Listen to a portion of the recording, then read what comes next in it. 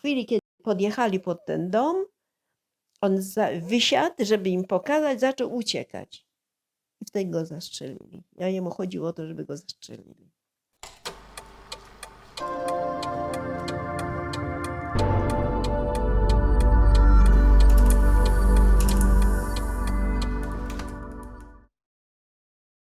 Zapakowano nas w 4 worki, bo myśmy w ogóle nie byli podobni do ludzi.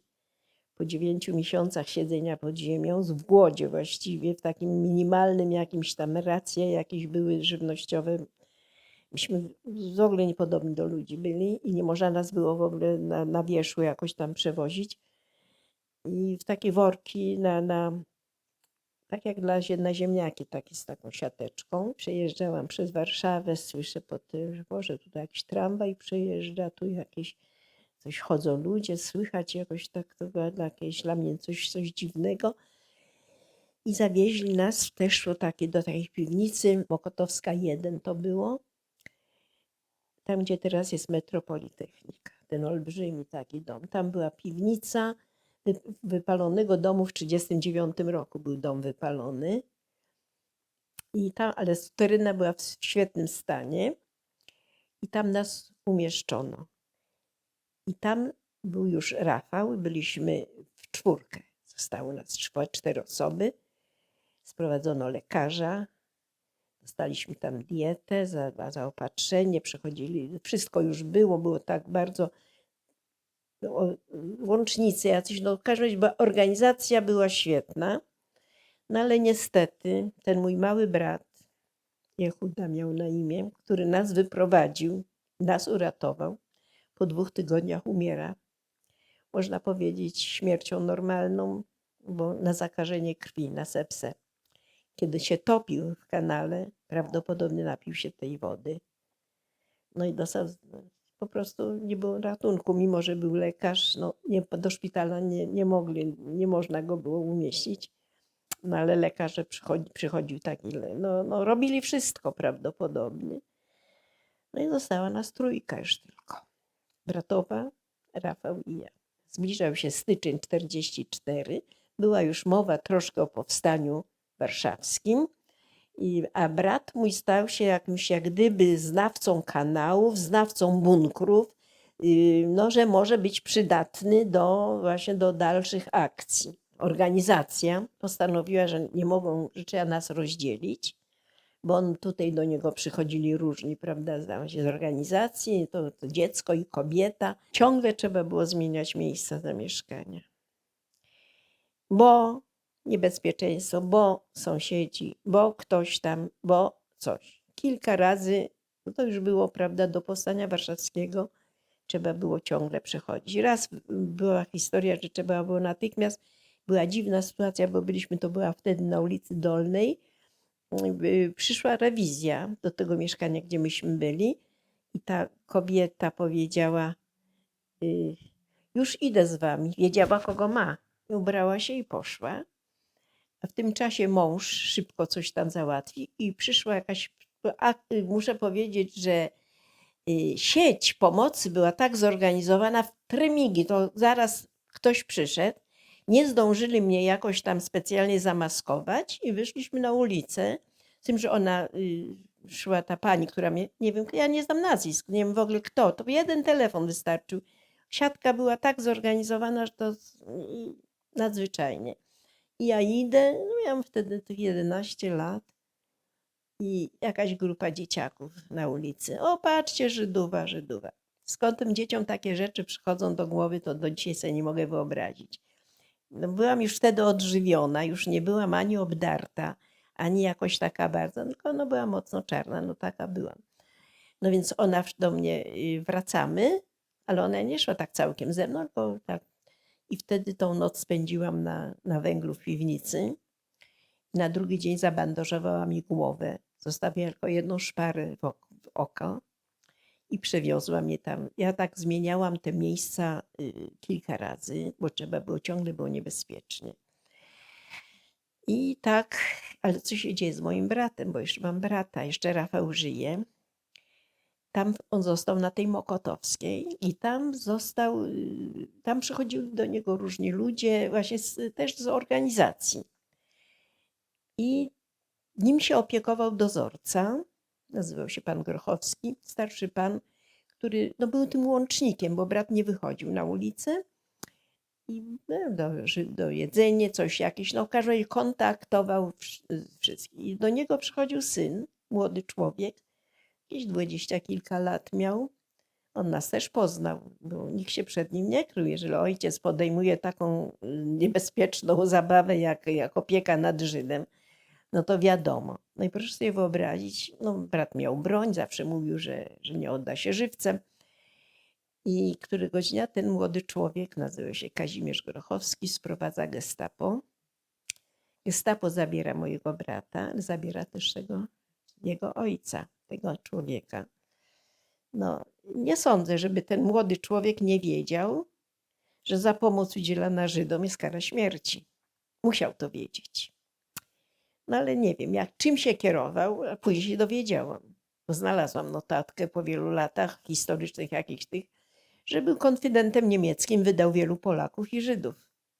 Ten młody człowiek. Czyli nie zawahał się wydać własnego ojca.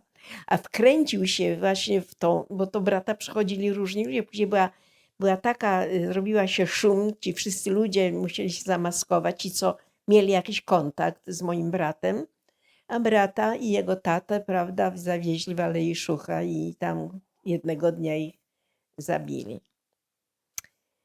I to już był mój ostatni brat. I to był luty 44. On miał szansę na przeżycie. Kiedy była ta wsypa, że tak powiem, kiedy mój brat i ten brat dozorca zginęli, zrobił się popłoch między tam, prawda, tą całą siatką i złapali tego Józia. Oni wiedzieli, że Józio jest łącznik i że on ma dużo, bo poza tym wiedzieli, że my żyjemy, że bratowa żyje. I gdzie? Bo najpierw bili mojego brata na Alei Szucha, nie wydał oczywiście. No i teraz mieli tego Józefa, On powiedział, że wie, gdzie jesteśmy, ale on nie pamięta dobrze adresu, ja was zawiozę. I zawiózł na Powiśle, na Podwale, bo tam rzeczywiście kiedyś tam byliśmy. To było też takie miejsce, ale on wiedział, że tam nikogo nie ma i powiedział, że to tu było, i podwieźli go pod dom i kiedy wysiadli z samochodu, on zaczął uciekać po to, żeby go zastrzelili. On miał canek przy sobie. I ten łobuz wiedział o tym, ten Kazik. I pierwsza rzecz, jak go zatrzymali, to zabrali mu ten cjanek. I on to zaplanował, że on powiedział, że wiedział, że tam nikogo nie ma w tym, że on nie pamięta dobrze, jaki to numer, tego ja was zawiozę. Józio, ale nazwiska oczywiście nie znam. Więc takie były losy tego łącznika. Co miesiąc pierwszego przychodziła łączniczka, taka piękna Zosia i przynosiła pieniądze na utrzymanie, bo myśmy goli bosi, nic nie mieliśmy. I likwidowaliśmy to, siostra i bratowa Rafała. To było pod jego szyldem jakimś. I nie mogę dojść, czy to była Żegota, czy to był Komitet Żydowski, nie wiem. Szukałam w tych instytutach, znaczy w Żychu, w różnych tych, ale może za mało szukałam, a może tak na początku nie chciałam bardzo wiedzieć, bo uciekałam od tych spraw. W każdym razie nie wiem. I myśmy otrzymywali, jeszcze 1 sierpnia przyszła ta Zosia i przyniosła te pieniądze na utrzymanie i to było rano, a o 5 wybuchło powstanie. No więc mieszkaliśmy wtedy na Powiślu, na ulicy Dobrej i tam już w tej chwili staliśmy się tak jak wszyscy, prawda? Schodziło się razem do piwnicy, jak było jakieś strzelanina, bombardowanie, jakaś taka, już nikt nie polował na Żydów, już nie było w ogóle mowy, bo każdy miał Była najpierw euforia, prawda, powstaniowa, bo było fajnie, bo miało czerwony sztandar. Tam jakaś była fabryka cukierków Fuksa, więc tam jakieś dostali się do tej fabryki dzieciakom. Cukierki rozdawano. I taka była tam elektrownia na Powiślu. I pamiętam, weszliśmy to wszystko w jakiś taki, no nawet powiedziałabym, taki zachwyt, że Boże, taki powiew niby wolności. No ale to wszystko trwało krótko. 6 września była ewakuacja z Powiśla. I wtedy nas prowadzili pieszo przez Warszawę na Wolę pod kościół świętego Wojciecha. I tam była selekcja. I co się dzieje? Tam z Powiśla, z Ordynackiej, idzie grupa domu dziecka, zakonnice prowadzą. Takie dziewczynki w moim wieku były. Trochę niektóre starsze, niektóre młodsze, ale same dziewczynki. To były szarytki, one prowadzą ten dom dziecka. I my, pan opiekun, który był tam z nami, ten właściciel tego mieszkania, będzie dobrze jak tą Krysię. A nie wiem, kto mi nadał imię Krysia. Jak się znalazłam po stronie aryjskiej, kto to wymyślił, bardzo jestem wdzięczna, bo całkiem dźwięczne i dobre imię. I że tą Krysię trzeba umieścić, będzie między dziećmi, będzie bezpieczne. No i przyjęły mnie. No, między dziećmi, w ogóle nie pytając co jak. Nie miałam przecież żadnego dokumentu, nic. Ale to był już wrzesień 44. I stamtąd moją bratową zabrali do obozu pracy, a nas do Pruszkowa, wszystkich, i myśmy też się znaleźli w Pruszkowie.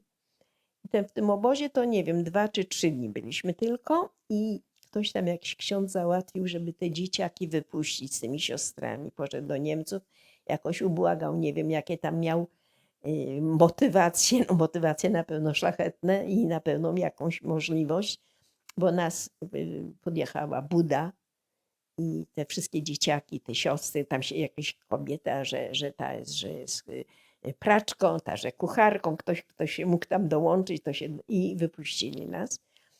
No i to później już się zaczęło bardzo szybko, bo to już był koniec września, październik, listopad, grudzień, a 17 stycznia. Myśmy byli na wsi w Bobrowcach w takiej szkole. Nas umieszczono, dzieci do szkoły nie chodziły przecież, jakoś chyba. Tam były prycze zrobione w tej szkole i myśmy mieszkali przez te 2 miesiące, 2,5 miesiąca mieszkaliśmy w tej szkole. No i weszła armia radziecka. No dla mnie to było jednak wyzwolenie. Jak zwał, tak zwał. Różnie tam to nazywają, tę datę. Ale dla mnie to było ważne, bo już mnie nikt nie chciał zabić. No i zaczęło się moje życie już jest wolne. Miałam już lat 12 skończone. Się już zaczynałam 13 rok. Już był 45. I analfabetka prawie, miałam tylko 1. klasę szkoły podstawowej. Tylko czytać umiałam, bo jak księgozbiór był w domu, to czytałam. Jedyna rzecz, którą mogłam robić. No i musiałam, no i zaczęło się to moje już wolne życie w tym domu dziecka, ale już było wszystko dobrze. No i tam na tym mogę zakończyć moją historię wojenną. Kiedy wojna się zaczęła, miałam 7 lat, dużą rodzinę. Ja już nie mówię o moich kuzynach, ciotkach, wujkach, wszystkich tych. No i wojna się kończy, już nikogo nie ma. Trudno mi powiedzieć, dlaczego na mnie padło najsłabsza, najgłupsza, właściwie najmniej przedsiębiorcza. Przecież ten mój mały brat taki był naprawdę wspaniały. On nas uratował właściwie. I on za 2 tygodnie umiera. A on nas wyprowadza. Ten znowu, każdy z tych wszystkich tych. A ja, mogę powiedzieć, zupełnie bierna. Może dlatego, że bierna, to dlatego, że się nie angażowałam w jakieś akcje, może dlatego przeżyłam, nie wiem. A może dlatego, żeby zostać świadkiem tej historii.